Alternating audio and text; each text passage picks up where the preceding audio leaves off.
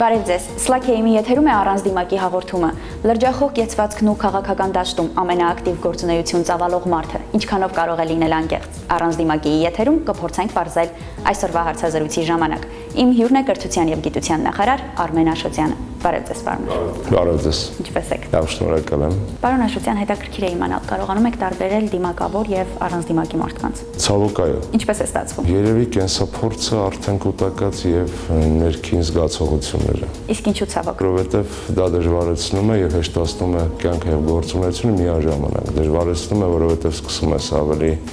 բծախնդիր լինել անգամ գործընկերային հարաբերությունների մեջ, այլ անձնական հարաբերությունների մասին չեմ ասում, իսկ հեշտացնում է, որովհետև եթե գիտես ում հետ գործ ունես,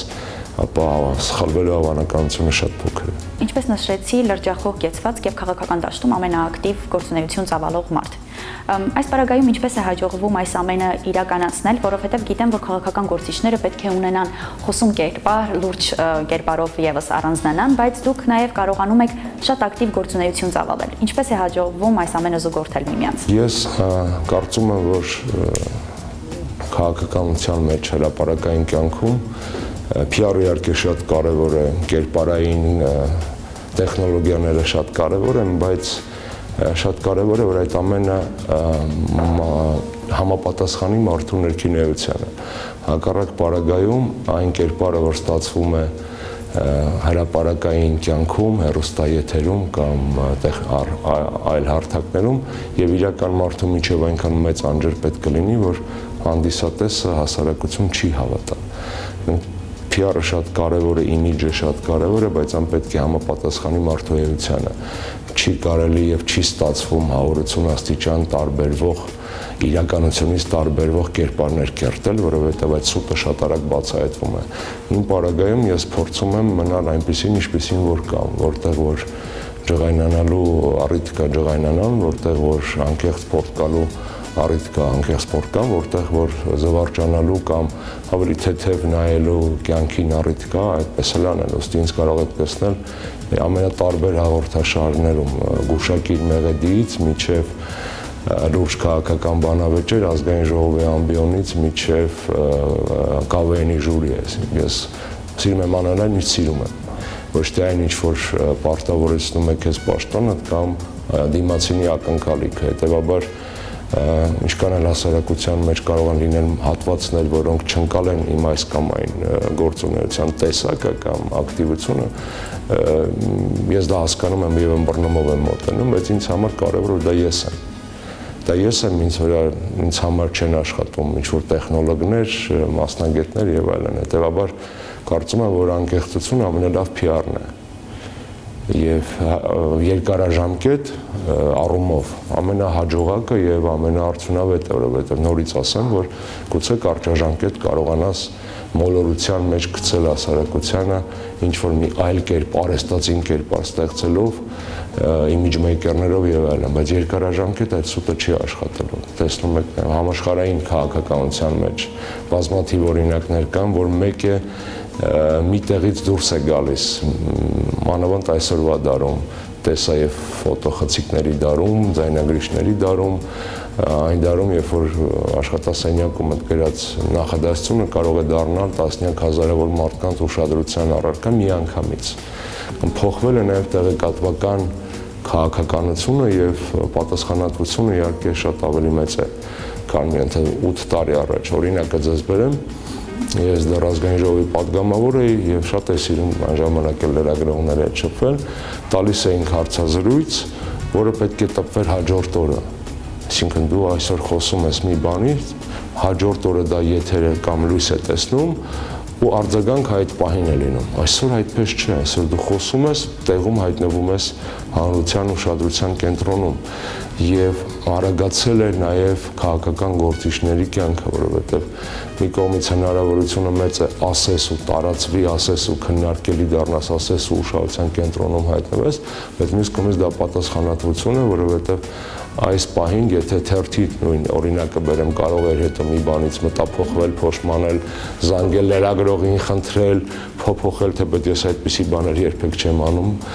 բայց կար այդ տարբերակ, այսօր այդ տարբերակը չկա, հատկապես ուղիղ եթերների պարագայում, սոցիալական ցանցերի պարագայում չկա այդ տարբերակը, այսինքն դու այսօր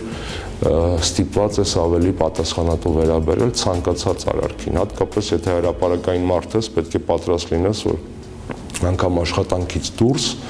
քեզ կարող են որևէ կերպ նկարահանել կամ ձայնագրել եւ այդպիսի դեպքեր ինձ հետ շատ են պատահում, հատկապես արտասահմանում, որտեղ հայերը շատ են տարբեր երկրներում։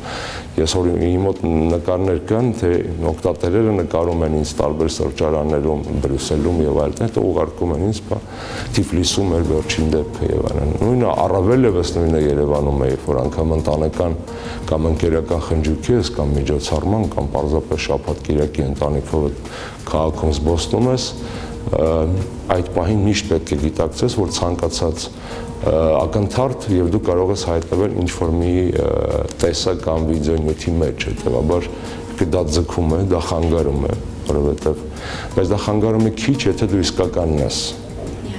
Եթե այդտեղ է գալիս գաղտնիքը, որովհետեւ դու կարող ես նորից կրկնեմ վարձել շատ հմուտ մասնագետներ, աշխատել թիմով, ստանալ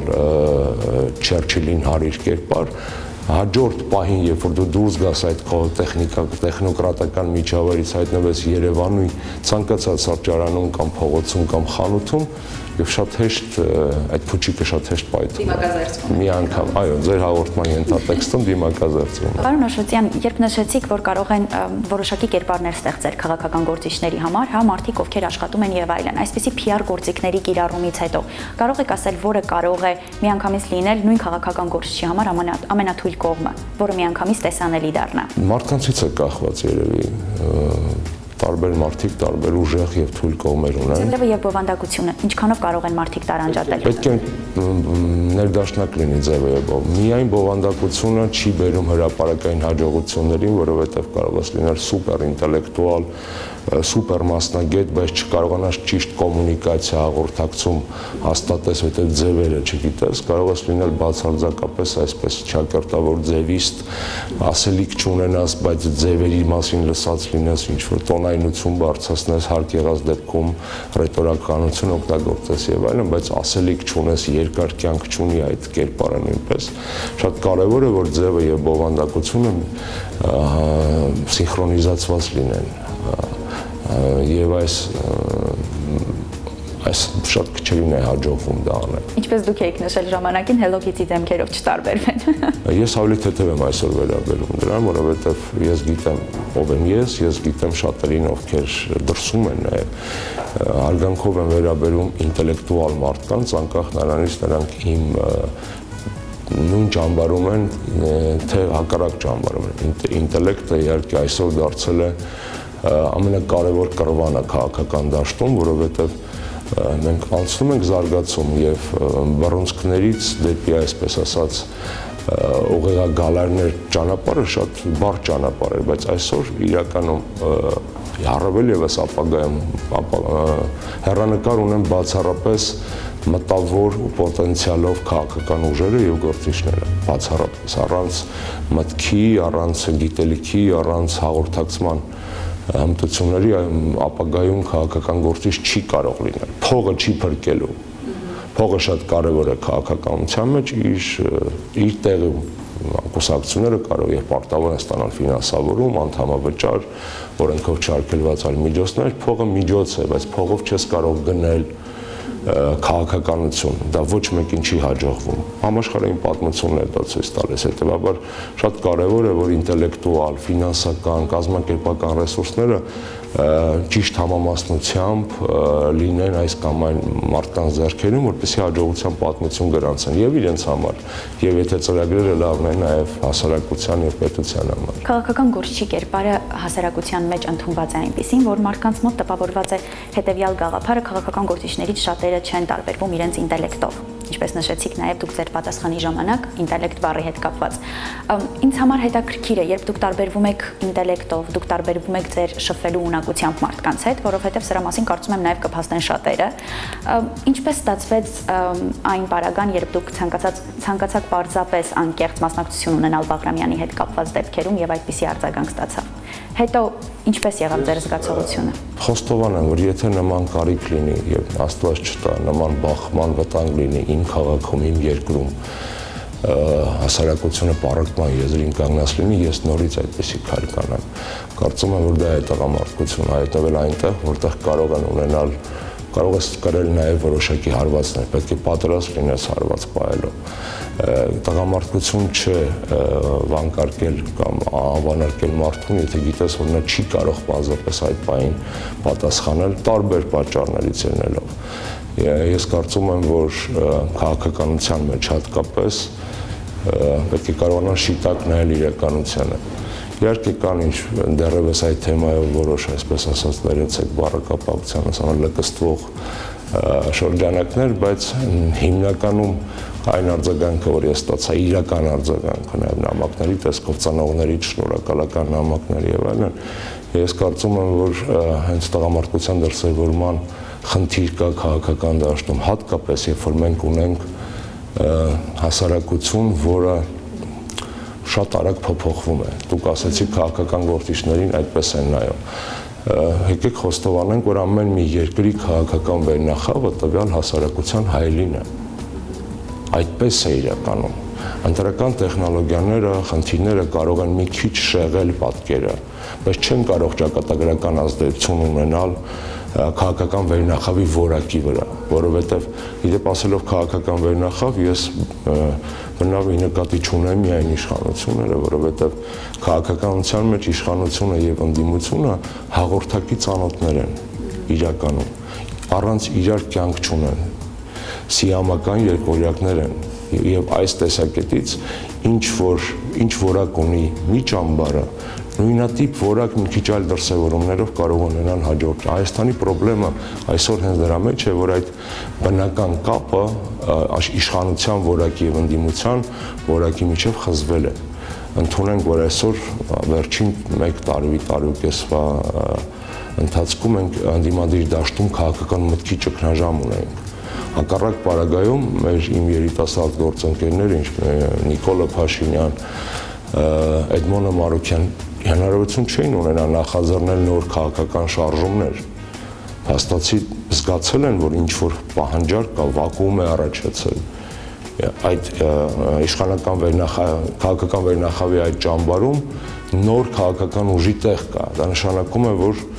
նախկինները որոշակի դիրքեր են զիջել եւ հետեւաբար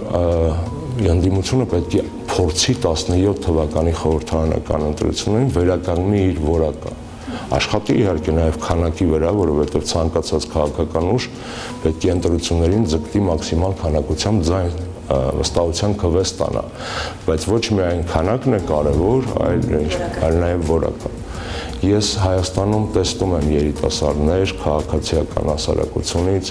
իդեպ որ ասում եմ քաղաքացիական հասարակություն, ինձ համար դա ավելի լայն հասկացություն է, քան պարզապես բողոքող մարդիկ, որովհետև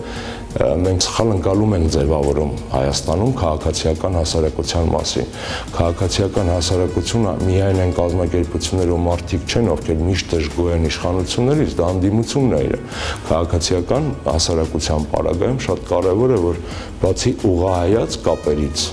եւ լինեն նաեւ հորիզոնական կապեր։ Քաղաքացի բառը ենթադրում է նաև հորիզոնական կապեր,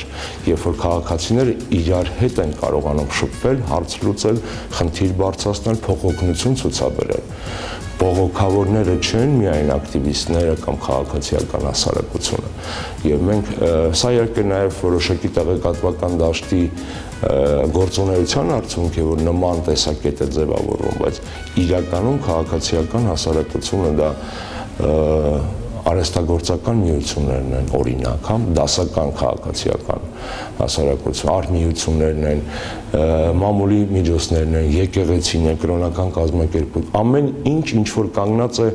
ընտանիքից մինչև պետություն։ Սա է կլասիկ բնորոշումը քաղաքացիական հասարակության եւ ոչ միայն այն մարդիկ, ովքեր ինչ-որ մի բանից իրավացիորեն կամ հանիրավի դժգոհ կարող են լինել։ Այստեղ է մեզ մոտ սխալը գալիս, պլակատ բռնողը քաղաքացիական հասարակության տիպիկ ներկայացուցիչը չի կարող լինել, այն մասնիկ կարող է լինել։ Բայց այդ նույն պլակատ բռնողներն այսօր կարծես թե վստահություն չեն ներշնչում, որովհետև այսօր կարող են լինել մի կուսակցության անդամ, հետո փոփոխվեն եւ այլն։ Նույն հասարակության անդամների մեջ էլ կա փոփոխություններ։ Այսօր շատ հեշտ է դառնալ օրվա հերոս, հա։ օրվա հերոս, ինչ որ բան գոռացիր, օրվա հերոս էր, ինչ որ մի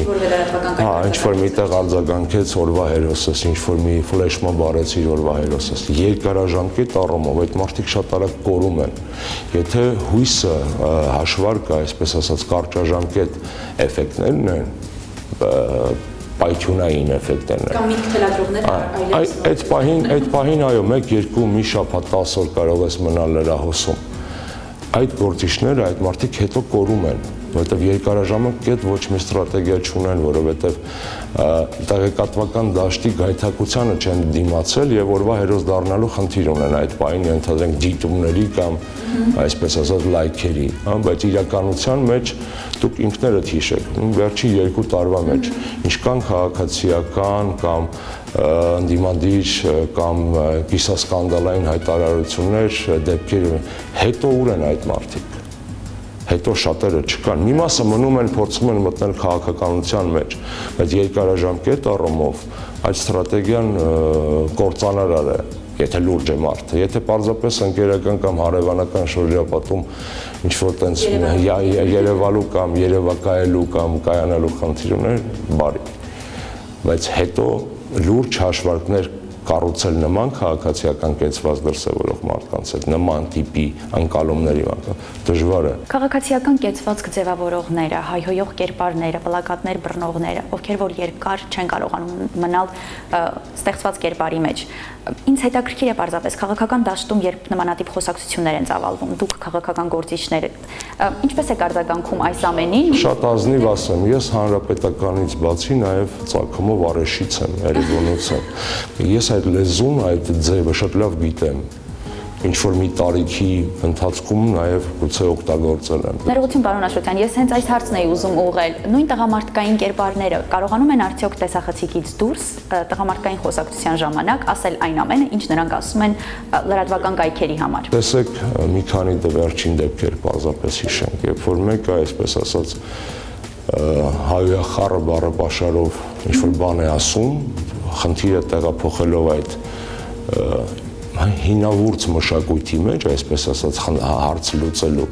ու հետո դրա դիմաց ստանում է օրինակ ծեծ, սկսում է բողոքել։ Եթե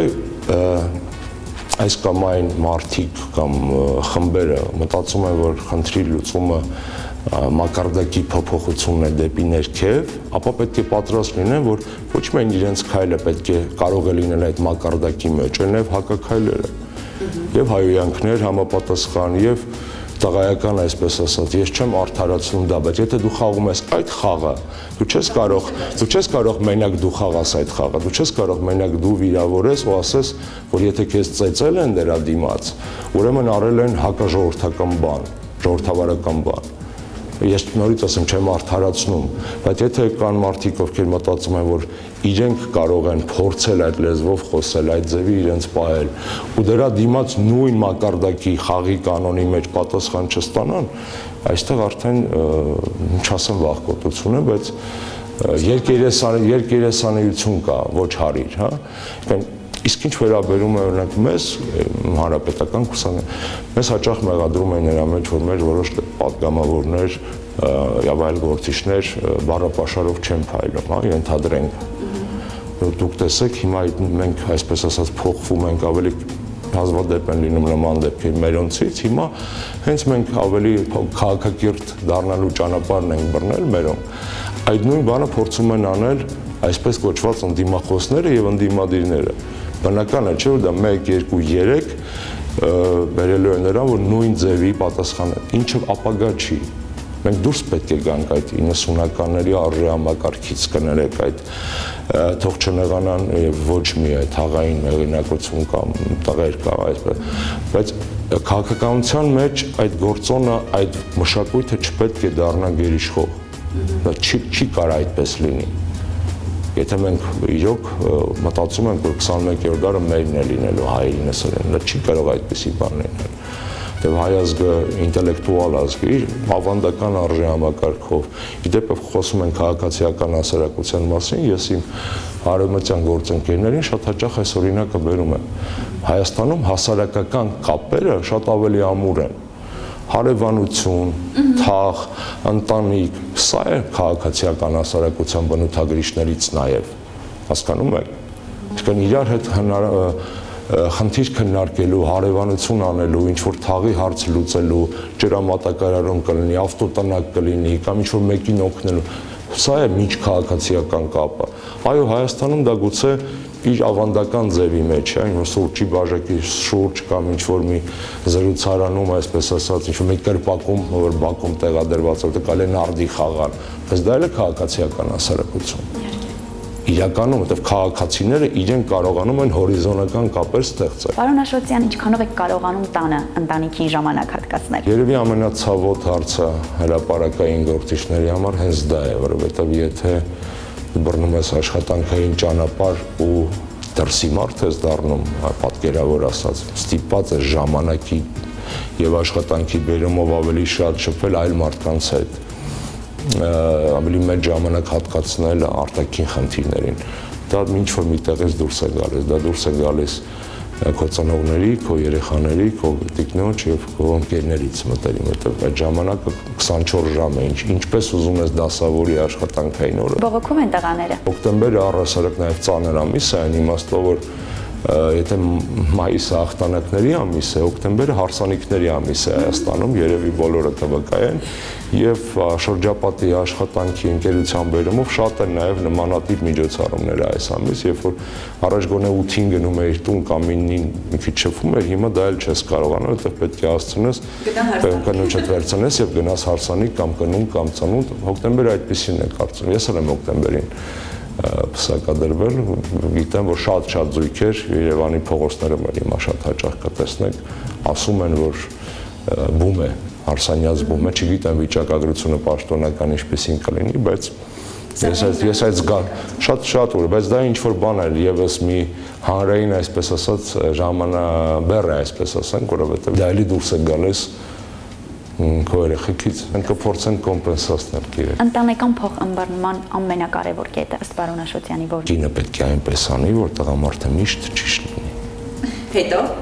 Եվ տղամարդը պետք է միշտ ճիշտ լինի, բայց կինը պետք է հասկանա, որ այդտեղ ինքը մեծ լոմա ունի, այդտեղ ինքն է օգնել, որ տղամարդը ճիշտ լինի, անգամ եթե տղամարդը սխալում է։ Իսկ եթե կինը գիտի, որ տղամարդը սխալ է եւ տղամարդը նույնպես նույն համոզմունքին է, կարողանում է արդյոք նույն կերպարի մեջ մտնել։ Գուցե ինչ-որ մի տհաճ խոսակցություն լինի, բայց մեկ-երկու օրից կանցնի դա։ Ընդամենը 3 Facebook-ում պարոն Աշոտյանը շատ հետաքրքիր հրապարակում էր կատարել, ինչը ես գրեցի նաև իմ Facebook-յան էջում եւ ասացի, որ կլինի հաղորդման թեմա։ Բոլոր աղջիկները արձագանքեցին, լրատվական կայքերի բոլոր լրագրողները հաճույքով հրապարակեցին այս նյութը, դուք գրել եք այն մասին, որ Երևանում հետաքրքիր առհասարակ Հայաստանում հետաքրքիր տենդենց է նկատվում եւ բուհական համակարգում եւ փողոցում մեր աղջիկները գեղեցկացել են եւ բարի բախտ էիք մաղթում բոլորին։ Դա վաղուց էի նկատել, որ այդպես է։ Պարզապես 3 աշխատանքային գրաֆիկս այնպեսին էր, որ ես միշտ կաբինետից դուրս եմ եղել ու շատ մոտ տեղեր եմ գնացել, հիմնականում առանց ավտոմեքենայի։ Ու որտեղ որ գնացել եմ միջոցառումների կամ փողոցում, տեսել եմ երիտասարդական մեծ կամ փոքր կոլեկտիվներ խմբեր, որոնց մի մասը մոտենում էր, ինձ նկարվում էր պատկերասրահում, թանգարանում, փողոցում, սրճարանում եւ այլն, ու երեք չդիմացա այդ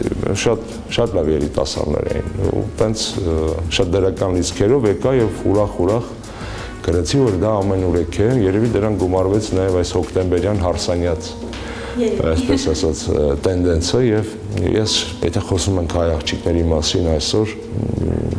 երկու անկեղծ բան պետք է ասեմ։ Ես շատ ուրախ եմ, որ իրենք դարձել են ավելի աշխատասեր, ավելի նպատակասլաց։ Դա գեղեցկության մասին չեմ խոսում, արդեն խոսել եմ։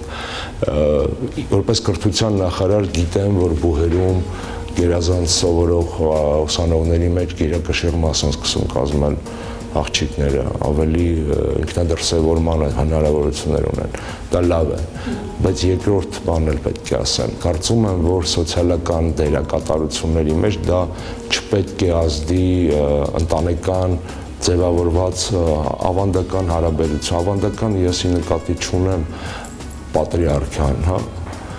ի նկատի չունեմ շատ հին, բայց ավանդական Այն ինչ որ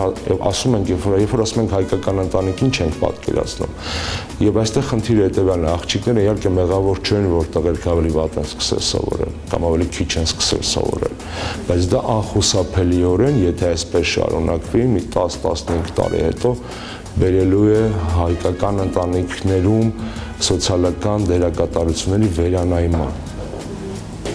Ես դրանից վախենում եմ, որպես քաղաքացի, որպես պահպանողական կուսակցության, կոնսերվատիվ կուսակցության ներկայացուցիչ, մտավախություն ունեմ, որովհետև չգիտեմ դա ինչպես է լինելու եւ ինչով է դա ավարտվելու։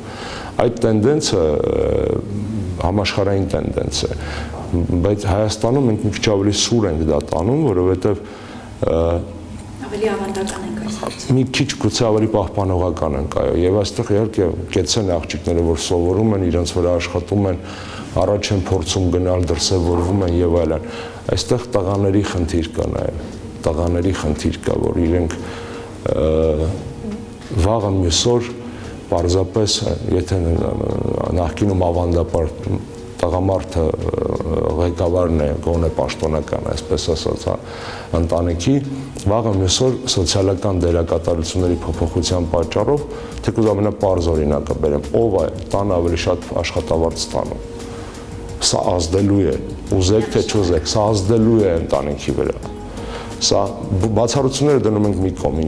եզակի բացառությունը կարող են ընդգծել միայն այս օրինաչափությամբ, լավ սովորող աղջիկները, նպատակասլաց աղջիկները ավելի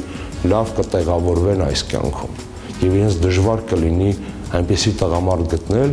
որը իրենց մակարդակի է։ Միայն փողով չեմ չափում, նաև ինտելեկտով եմ չափում նախ եւ առաջ։ Կարծում եմ հիմա շատ աղջիկների սրտից եք խոսում իսկապես։ Ես խոսում եմ որպես մարդ, որը մտահոգ է եւ ավանդական արժեքների պահպանությամբ եւ դեմոգրաֆիայով, ժողովրդագրությամբ, այսինքն այս խնդիրը